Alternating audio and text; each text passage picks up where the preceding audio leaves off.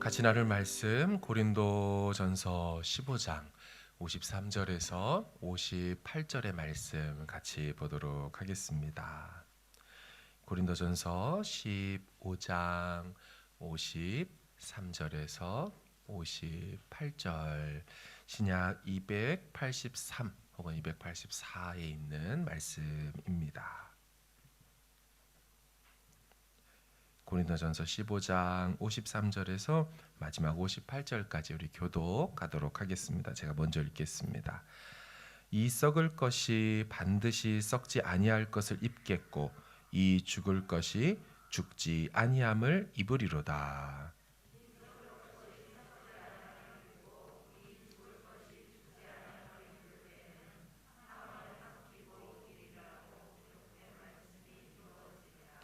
사망아 너의 승리가 어디 있느냐? 사망아 내가 쏘는 것이 어디 있느냐? 우리 주 예수 그리스도로 말미암아 우리에게 승리를 주시는 하나님께 감사하노니 그러므로 내 사랑하는 형제들아 견실하며 흔들리지 말며 항상 주의 일에 더욱 힘쓰는 자들이 되라. 이는 너희 수고가 주 안에서 헛되지 않은 줄 알미라. 아멘. 할렐루야. 아멘. 우리 주님 부활하셨음을 믿습니다. 그 부활의 능력이 지금 우리와도 함께 하시는 줄로 믿습니다. 우리 좌우 앞뒤 계신 분 서로 축복하길 원합니다. 같이 인사하실 때 주님이 부활하셨습니다. 오늘도 은혜 주십니다. 아멘. 아멘. 부활주일 아침입니다. 법칙을 거스르는 부활의 능력으로 살아가라. 법칙을 거스르는 부활의 능력으로 살아가라는 제목으로 말씀을 나누겠습니다. 여러분, 세상의 모든 만물들은 끝을 향해 가고 있습니다. 생명력 가득히 태어난 존재도 결국 끝을 향해 가게 되어 있지요. 어렵지 않게 우리는 알 수 있습니다. 막 태어난 아기도 백년이 되지 못하여서 늙어지고 죽게 되는 것이지요. 예쁘게 피어난 꽃들도 조금만 시간이 지나면 시들고 떨어지고 썩어버리게 됩니다.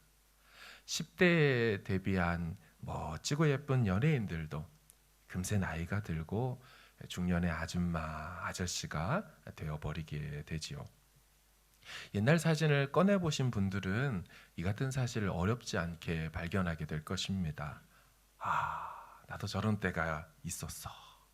그때는 참 예뻤는데 지금처럼 배도 나오지 않고 주름살도 없고 아이들이 이거 엄마 맞냐고 이거 아빠 맞냐고 깜짝깜짝 놀랄 때도 있지요. 무슨 말입니까? 세상의 모든 만물은 끝을 향해 가고 있어요. 결국 마지막을 향해 멈추지 않고 가고 있습니다. 근데 이 마지막이라는 것이 좋은 쪽을 향하는 마지막이 아닙니다. 안 좋은 쪽의 방향을 가리키는 마지막이지요. 그러니까 시간이 지날수록 좋게 변한다라기보다는 시간이 지날수록 안 좋게 변하게 된다는 것입니다. 그러니까 이쁘다고 사놓은 옷들도 시간이 지나면 어느새 옷이 바래져 헤어지고 낡아진 옷으로 발견됩니다. 멋지게 지어놓고 입주한 집도 시간이 지나면 낡아지고 허름해지는 게 사실이죠. 그 세상의 모든 것들은 이 시간의 흐름 속에서 낡고 바래고 초라해지는 쪽으로 가게 되어 있다라는 것입니다.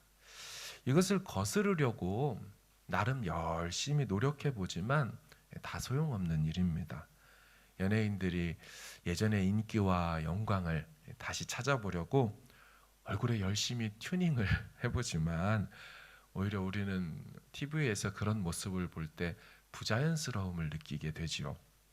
주름살을 피겠다고 필러도 넣어보고 수도 맞아보고 성형수술도 해서 짠 하고 나타나지만 우리 눈에는 그간 번 돈으로 세월을 막아보겠다는 그들의 그 안타까운 애씀으로밖에 보이지가 않습니다. 저는 대학교 학부에서 화학공학을 전공을 했습니다. 뭐 아니 저처럼 화학공학을 전공하지 않았어도 고등학교를 다니시면서 과학을 배우셨던 분들은 지금 제가 쭉 말씀드린 이 같은 자연 현상을 설명하는 자연세계 법칙에 대하여 한 번쯤 들어보셨지 않았을까 합니다. 조금 어려운 말로 이것을 연력학 법칙이라고 합니다. 용어는 좀 어려운데 내용은 쉽지가 않습니다. 그러니까 이런 거죠. 여러분 살면서 온도가 다른 두 개의 물체가 있어요. 얘네 둘을 접촉을 시키면 높은 쪽의 온도는 당연히 내려가게 되고요. 낮은 쪽의 온도는 다시 올라가게 되지요. 혹시 반대로 되는 것도 경험해 본 적 있습니까? 이 겨울철 연인의 차가운 손을 따뜻한 손으로 이렇게 꼭 잡았을 때 차가운 손은 더 차가워지고 제 따뜻한 손은 더 따뜻해지는 일이 있나요? 아니죠. 온도가 높은 쪽에서 낮은 쪽으로만 가죠. 그죠? 뉴질랜드 겨울에 많이 사용하는 워터 보틀이라는 게 있더라고요. 저는 한 번도 본 적이 없다가 그런 게 있어요. 근데 그것을 춥다고 이제 안고 있으면 시간이 지나면 차가워진 우리 몸이 따뜻해지고 워터 보틀은 점점 식어지고 미지근해지죠. 이게 반대로 되는 경우가 이 세상에 있나요? 한 번도 없습니다. 일어나지 않죠. 이것을 연력학 영법칙이라고 합니다. 바로 연력 평형 법칙. 열은 계속 평형한다. 연력학 일법칙도 있습니다. 에너지 보존 법칙이라고 합니다.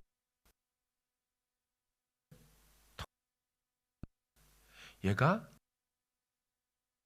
떨어지면서 갑자기 운동 에너지를 막 갖게 됩니다. 떨어지면서 뭘 파괴하기도 하고 깨지기도 하죠. 그러니까 위치 에너지는 에너지가 사라지지 않는 거예요. 여름에 히트펌프 이렇게 틀어놓지 않습니까? 틀어놓으면 시원 쪽 우리 뒤편 실 시원해지면 엄청 뜨거워지죠. 그러니까 한쪽은 다른 한쪽은 뜨거워져서 사실 둘을 합치면 에너지는 어디 가지 않았어요. 그대로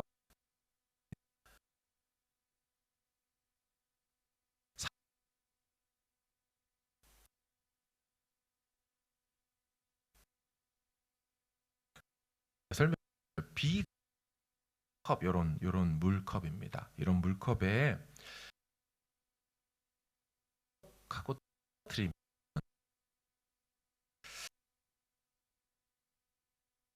그렇죠? 그러니까 거꾸로 쫙 올라가면서 용액 모아 지원합니다. 그만 그럼 그 향수가 온 쫙까지 퍼져나갔던 향수 냄새가 거꾸로 쫙 모아져서 향수병 안으로 들어가는 일이 있습니까? 용액으로 다시 바뀌는 일? 결코 없습니다. 무슨 얘기냐? 우리가 사는 자연 세계에서는 절대로 그 반대가 일어나지 않습니다. 시간이 가면 갈수록 떨어진 용액이 물감이 퍼져나가는 사실은 무질서하게 번져나가는 생기지 거꾸로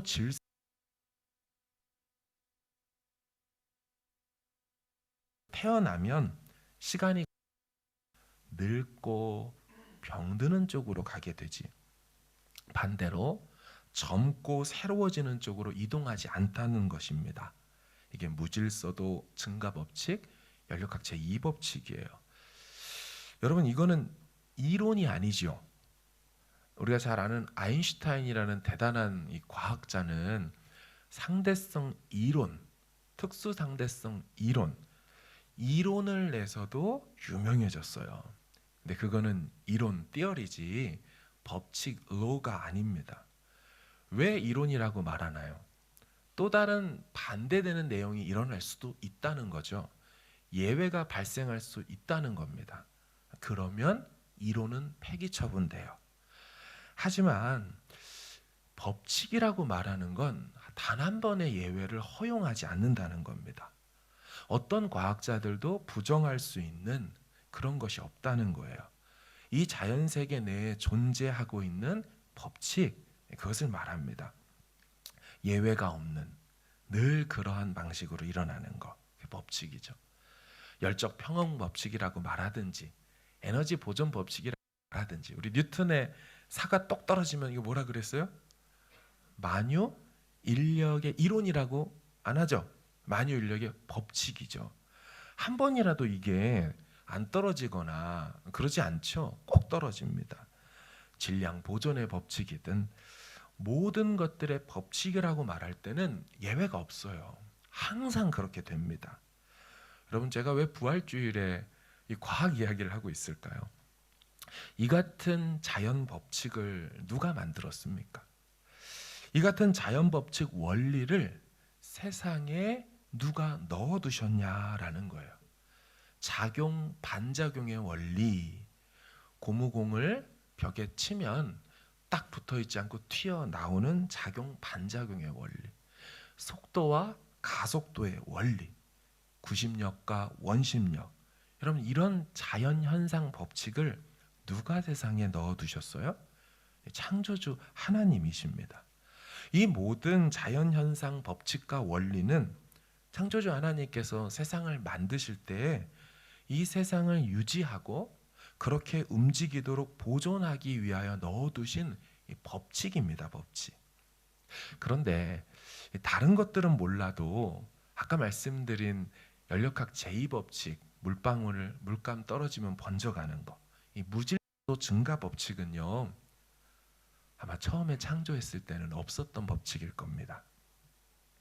태어난 존재는 죽음을 향해 가게 된다는 법칙은 처음에는 없었을 겁니다. 적어도 최소한 아담과 하와는 처음부터 죽음을 향해 가도록 하나님 그렇게 하지 않으셨을 거예요. 그런데 죄가 세상에 들어온 후에는 이 세상에 없던 법칙 하나가 세상에 들어와 이 세상을 지배하기 시작한 것입니다. 조금 어려운 말로 무질서도 증가 법칙이라고 했지만, 다시 말하면 죽음과 늙어짐과 낡아짐으로 마지막을 향해 가게 되는 일들이 그때로부터 생겼다라는 것입니다. 성경의 용어로 제가 다시 표현한다면, 율법의 저주가 와서 율법의 저주에 걸려 인간과 피조세계는 정령 반드시 죽게 되는 일들이 그때로부터 시작됐다는 것이죠. 이것은 죄로 인해 온 세상을 지배하게 된 원리입니다. 세상 모든 만물이 죽음을 향해 가야만 하는 운명을 타고났다라는 것입니다. 그럼 그렇다면 부활은 무엇일까요? 누구도 예외 없이 늙고 병들어 죽고 썩어야 하는데, 부활이 무슨 뜻이에요? 갑자기 세상에 없던 법칙과 원리가 그 시간부로 들어왔다는 거죠. 다 죽어지고 썩고 병들어야 되는데 그 법칙을 깨버리는 또 다른 차원의 법칙이 세상 가운데 뚫고 들어온 사건, 여러분, 그게 부활의 사건인 줄로 믿습니다.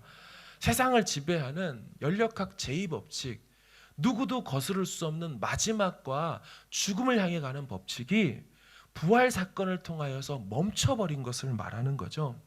그럼 이것을 바울이 뭐라고 말합니까? 53절, 54절을 보세요. 같이 읽습니다. 시작. 이 썩을 것이 반드시 썩지 아니할 것을 입겠고 이 죽을 것이 죽지 아니함을 입으리로다. 이 썩을 것이 썩지 아니함을 입고 이 죽을 것이 죽지 아니함을 입을 때에는 사망을 삼키고 이기리라고 기록된 말씀이 이루어지리라. 아멘. 연력학 법칙으로 보면 자연세계에 있을 수 없는 일이 일어난 것입니다.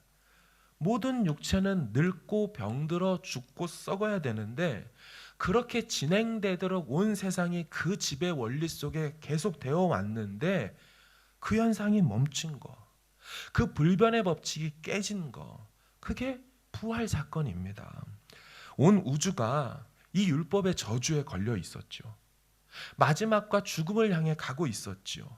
근데 그 자연 법칙이, 과학자들이 예외가 단 한 번도 발생되지 않는다라고 호언장담하며 이게 세컨 로 법칙이라고 선언했건만 이미 2000년 전에 예수의 부활 때 이게 멈춘 정도가 아니라, 늙어지는 게 멈춘 정도가 아니라 죽음이 생명으로 역전이 일어나 버린 것이죠.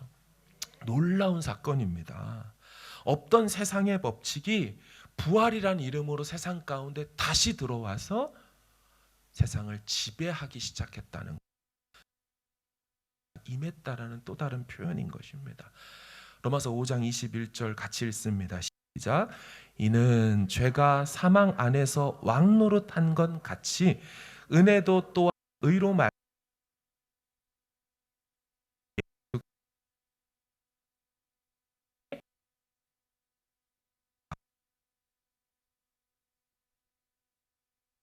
왕노릇해.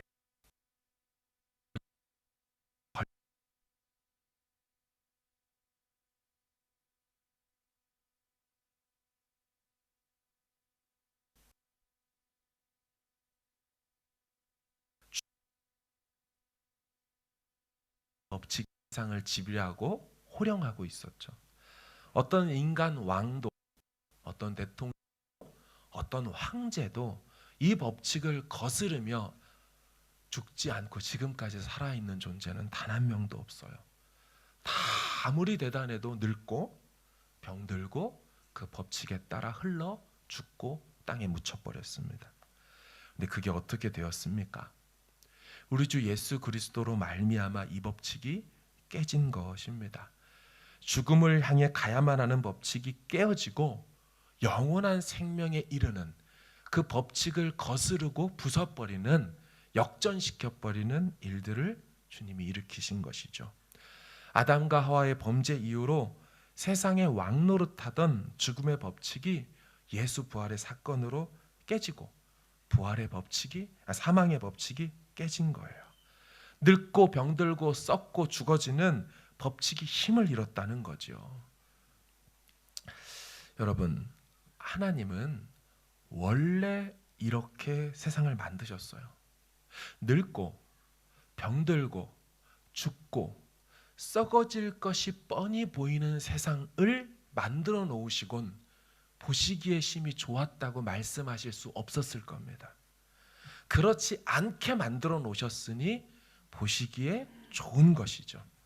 근데 죄로 인해 유입된 죽음의 법칙, 무질서도 증가 법칙, 세상이 종말을 향해 끝없이 달려가는 법칙 있었지만, 지배했지만 이제 예수께서 십자가에 달려 죄를, 또 죄의 결과들을 다 무력화시키고 무장해제시켜서 더 이상 그 법칙이 지배하지 않는 또 다른 세상을 이 땅 가운데 이루어가고 계신다 하는 것을 믿으시기를 바랍니다. 율법의 저주는 풀어졌고 저주의 메인 인류는 이 죽음의 저주에서 자유하게 된 것입니다. 그래서 오늘 본문 55절 57절을 같이 한번 보십시오. 이렇게 선언하고 선포합니다. 시작. 사망아 너의 승리가 어디 있느냐? 사망아 네가 쏘는 것이 어디 있느냐? 사망이 쏘는 것은 죄요 죄의 권능은 율법이라. 우리 주 예수 그리스도로 말미암아 우리에게 승리 주시는 하나님께 감사하노니. 아멘. 죽음 앞에 너무너무 무력했던 인간이, 작디 작고 연약하고 비천했던 인간이 지금 뭐예요? 감히 그 위대한 위력을 갖고 호령했던 사망을 향하여 선포하고 도전하고 조롱하는 거예요. 세상을 지배하는 법칙을 향하여서 선포하는 거예요. 사망아, 너의 쏘는 것이 어딨냐? 네가 죄로 쏴가지고 그 죄에 맞은 인간이 결국 죽음으로 끝이 나게 되지만 우리 주 예수 그리스도로 말미암아 하나님이 우리에게 죄에 대하여 이기는 승리를 주셨다. 그럼 바울이 지금 그걸 선언하는 것입니다. 죄와 죄의 결과인 사망을 이기는 승리를 우리에게 주셨다. 여러분, 이것을 확신할 수 있는 근거가 뭘까요? 이렇게 될 것을 어떻게 우리는 알 수 있을까요? 그 증거가 있고 증명해낼 수, 법칙이 깨졌다는 걸 증명해낼 수 있나요? 여러분, 있지요. 그 증거가 바로 예수 그리스도의 부활 사건입니다. 우리 15장 20절을 한번 읽겠습니다. 시작. 그러나 이제 그리스도께서 죽은 자 가운데서 다시 살아나사 잠자는 자들의 첫 열매가 되셨도다. 아멘. 그럼 예수께서 부활의 첫 열매가 되셨다고 합니다. 여러분, 추수와 수확을 하면 첫 열매만 딱 나오고 끝이 납니까? 아니죠. 첫 열매를 얻었다는 얘기는 앞으로 이루어질 계속적인 대추수와 대수확을 예견할 수 있는 신호탄, 그게 바로 첫 열매의 이미지예요. 예수께서 사망 권세 죽음의 법칙을 깨뜨린 신호탄이요 첫 열매이기 때문에 이제부터 그리스도 안에서 다 생명을 얻는 자들이 죽음의 법칙을 깨뜨린 증거들로 세상 가운데 그 증명들로 나타나게 될 거다. 그걸 선언하는 말씀인 거죠. 여러분, 이미 이 같은 말씀은 구약의 선지자를 통하여 부활 말씀을 해놓으셨습니다. 인류를 지배하는 죽음의 법칙이 깨질 것을 예언해 놓으셨어요. 우리 호세아 13장 14절을 같이 한번 읽어보겠습니다. 시작. 내가 그들을 스올의 권세에서 속량하며 사망에서 구속하리니 사망아 네 재앙이 어디 있느냐, 스올아 네 멸망이 어디 있느냐, 뉘우침이 내 눈앞에서 숨으리라. 아멘. 스올, 영어로 언더월드이죠. 다 사람이 죽으면 들어가 묻혀야 되는 이 언더월드, 지하 세계, 그 감옥의 권세에서 속량 건져주시고 사망에서 구원해 내겠다라고 이미 예언해 놓으셨어요. 저 말씀이 그리스도 안에서 성취되었기에 사도 바울이 저 호세아 말씀을 인용하여 사망아 내 쏘는 것이 어디 있느냐라고 그걸 지금 인용한 것이 고린도전서 15장이에요. 다니엘은 총리기도 했지만 사실은 선지자죠. 다니엘서 12장 2절에 이런 말씀이 있어요. 땅의 티끌 가운데서 자는 자 중에서 많은 사람이 깨어나 영생을 받는 자도 있겠고 수치를 당하여서 영원히 부끄러움을 당할 자도 있을 것이며, 다니엘도 선지자로서 땅의 티끌 가운데 썩어져서 없어진 흙으로 돌아간 존재들이 율법의 저주로 끝난 것처럼 보이지만 이들이 영생을 다시 얻을 것을 이미 다니엘 선지자가 말했습니다. 여러분, 그러면 이 같은 부활은 미래에 속한 것일까요? 현재를 살아가는 성도의 삶과 부활의 사건은 별개인 것일까요? 아닙니다. 성경에서 우리는 이미 부활의 능력을 경험한 자라고 말씀합니다. 자, 에베소서 2장 5절을 보세요. 허물로 죽은 우리를 그리스도와 함께 살리셨고 너희는 그 은혜로 구원을 받은 것이라 말씀해요. 자, 허물로 죽은 우리를 그리스도와 함께 살리신 사건. 이미 죽은 영이 살아난 것을 경험했기에, 부활의 능력을 우리 몸으로 체험했기에 우리 입에서 뭐가 나오는 거예요? 믿어집니다. 예수님이 나의 구주십니다. 그 고백이 그 다음에 나오게 된 것인 줄로 믿습니다. 우린 그러니 신자가 되었다는 얘기는 내용이 먼저 경험했다는 것을 전제하고 하시는 말씀이지요. 그래서 과거형으로, 자, 골로새서 3장 1절도 보세요. 너희가 그리스도와 함께 다시 살리심을 받았으면, 받는 것을 전제. 그러니까 무슨 말입니까? 다시 살리심. 이미 신자는 경험한 자이다라고 말하는 것입니다.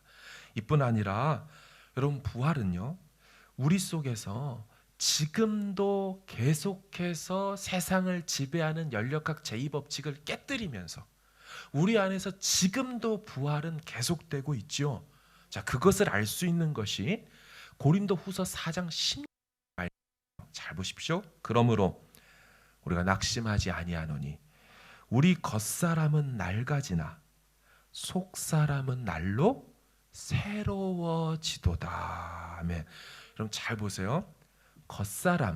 우리 겉사람은 완전한 부활을 하기 전까지 자연 법칙과 생사의 법칙에 의해 낡아지고 있지만, 속 사람은 이미 경험한 부활의 능력이 우리 안에 역사하고 계셔서 뭐 하고 있대요? 날마다 새로워지고 있는 거예요. 날마다 죽음의 법칙을 깨뜨리고 있다는 거예요. 죽음의 물결을 거스르고 가고 있다라는 것이에요. 그래서 부활의 능력으로 죽은 영이 깨어나 살아난 신자는 날마다 우리 안에서 세상 법칙을 거스르는 승리를 경험하는 자가 되는 줄로 믿습니다. 여러분, 이게 부활의 능력을 날마다 경험하는 자인 거예요. 하나님, 제 몸은 비록 약해지고 늙어져 가는 건 사실이지만, 하지만 이 몸은 주님 재림할 때 완벽한 주님 부활하신 부활체로 바뀌어져서 그 죽음의 법칙을 깨뜨리고 영생하는 몸을 덧입을 것이며, 제 속사람과 제 영은 예수를 믿어진다라고 고백하는 순간부터 죽은 내 영을 부활시키셔서 앞으로 주님 만날 때까지 계속 그 부활의 능력으로 내 안에 일하고 계시는 줄로 믿습니다. 여러분, 예레미야 예가의 3장 23절, 이것들이 주님의 인자와 긍휼들이 아침마다 내 안에서 새로워지고 있어요. 아침마다 날 깨우고 다시 포기하지 않고 주저앉지 않을 수 있는 힘을 일으켜 세우는 능력을 주신다라고 선지자가 고백한 것이죠. 사랑하는 여러분, 고린도전서 15장 31절을 보면 바울이 이런 말을 합니다. 형제들아, 내가 그리스도 예수 우리 주 안에서 가진 바 너희에 대한 나의 자랑을 두고 단언하노니 나는 날마다 죽노라. 그래요. 바울이 날마다 죽는다라는 이 고백의 문맥은 고린도전서 15장, 별명이 뭐예요? 부활장이죠. 부활장. 바울은 죄에 대해서는 날마다 죽지만 의에 대하여 하나님의 뜻을 향하여서는 날마다 자기는 살아나고 있다라고 해요. 다시 주께서 세임 주시고 일깨워 주시고 능력으로 세워 주신다라고 그렇게 고백하는 것입니다. 우리는 신을 살다 보면 포기하고 싶을 때가 있습니다. 내려놓고 싶을 때가 있습니다. 다 그만두고 떠나버리고 싶을 때가 있습니다. 예수를 죽은 자 가운데서 살리신 부활의 능력, 그 우리의 죽은 영을 살리신 부활의 능력이 우리를 그때마다 다시 살려서 지금 이 자리로 불러주신 줄로 믿습니다. 사명의 자리로 다시금 세워주시는 줄로 믿습니다. 여러분, 로마서 8장 11절을 보면 예수를 죽은 자 가운데서 살리신 이의 영이, 그러니까 하나님의 영이 너희 안에 거하시면 거하시지요. 그리스도 예수를 죽은 자 가운데서 살리신 이가, 하나님이 너희 안에 거하시는 그의 영, 하나님의 영으로 말미암아 너희 죽을 몸도 살리시리라 말씀합니다. 6장 4절도 보세요. 그리스도를 죽은 자 가운데서 살리심과 같이 우리도 또한 새 생명 가운데서 새 생명 얻으면서 살아가도록 하셨다라는 것입니다. 사랑하는 여러분, 부활은 미래에만 속한 일이 아닙니다. 우리가 신자가 될 때 이미 우리 안에서 죽은 영이 살아나는 부활의 능력을 경험한 것입니다. 그래서 부활은 미래적이면서도 동시에 현재적인 겁니다. 우리가 잘 아는 마르다는 이 부분을 놓쳤습니다. 요한복음 11장을 보세요.